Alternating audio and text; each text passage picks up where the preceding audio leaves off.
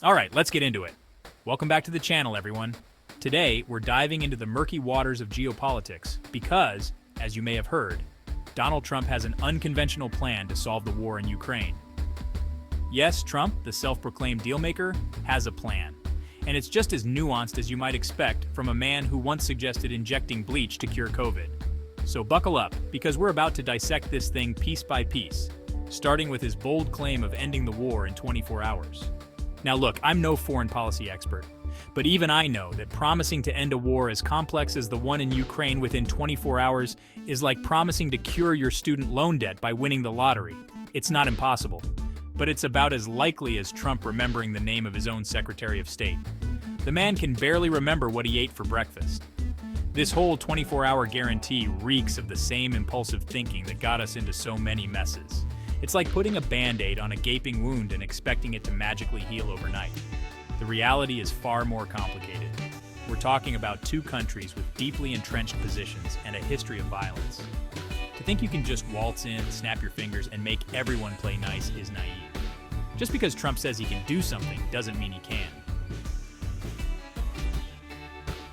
Now, let's talk about Trump's proposed dream team of negotiators, himself, Putin, and Zelensky, because apparently, world peace hinges on a reality TV show-style summit. Look, I'll give Trump this. He knows how to put on a show. The man's a master of spectacle. But diplomacy? That's a different ballgame. It requires tact, nuance, and a deep understanding of the issues. Let's be honest, Trump is interested in negotiating a better deal for himself. He sees the world as a zero-sum game where there are winners and losers.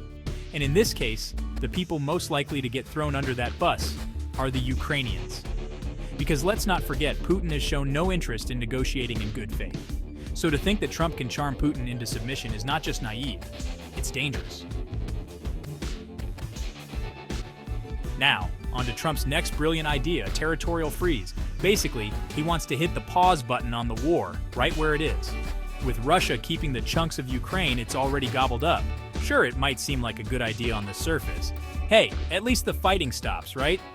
But let's be clear, this is exactly what Putin wants. He gets to keep his ill-gotten gains, reward his aggression, and leave Ukraine bloodied, bruised, and stripped of its rightful territory. It's a victory for Putin, plain and simple, and a slap in the face to the Ukrainian people who have fought so valiantly for their freedom. And what message does this send to the rest of the world? That might makes right?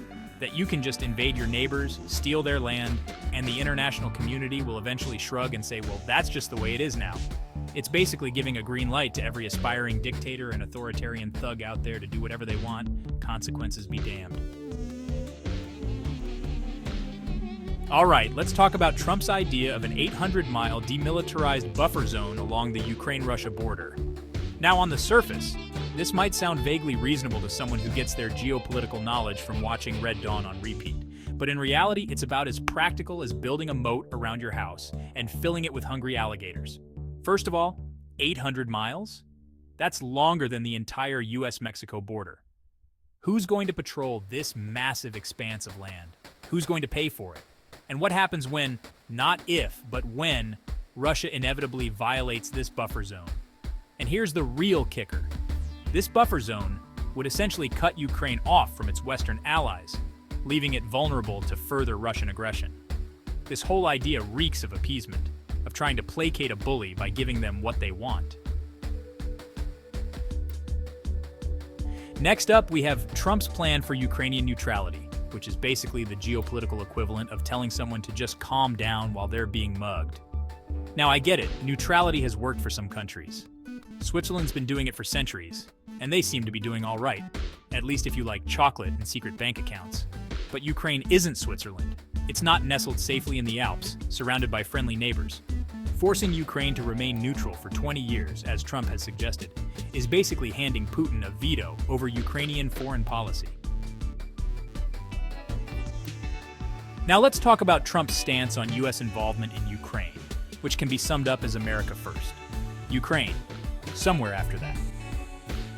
Trump's argument is that the US is spending too much money supporting Ukraine. Money that could be better spent at home. And on the surface, I get it. We've got our own problems here, right? Potholes the size of swimming pools, a healthcare system that seems designed to bankrupt you, and a political system that's more dysfunctional than a clown car trying to parallel park. But here's the thing. Ukraine is not just some random country on the other side of the world. It's a democracy fighting for its survival against an authoritarian aggressor. And if we, the self-proclaimed leaders of the free world, are not willing to stand up for democracy when it's under attack, then what exactly are we standing for?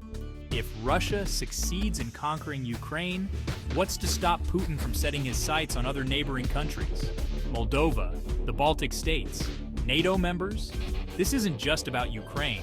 It's about the future of Europe, the future of democracy, and the future of the international order. And finally, we come to Trump's idea of lifting sanctions on Russia.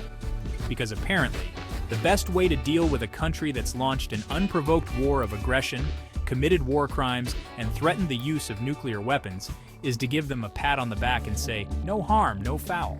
Look, I'm no economist, but even I know that sanctions are a key tool for holding bad actors accountable.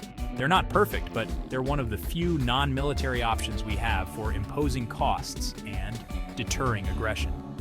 And what message does it send to the world if we just lift sanctions on Russia because Trump thinks it's a good idea? It sends the message that there are no consequences for bad behavior. So there you have it, folks. Trump's peace plan in all its glory. A plan that's long on bluster and short on substance. A plan that would reward aggression, punish the victim, and make the world a far more dangerous place. Ukrainian officials have already called it absurd, and frankly, that's putting it mildly. This isn't a peace plan, it's a recipe for disaster, a blueprint for further conflict and instability. It's essential to engage in thoughtful discussions about potential solutions. But let's be clear, Trump's plan is about as realistic as a unicorn riding a roller coaster while juggling chainsaws. It's time to stop treating this like a serious proposal and start focusing on solutions that actually have a chance of bringing peace and justice to Ukraine. Don't forget to like, subscribe, and let us know what you think in the comments below. Is Trump's plan a stroke of genius or a recipe for disaster? Let's discuss.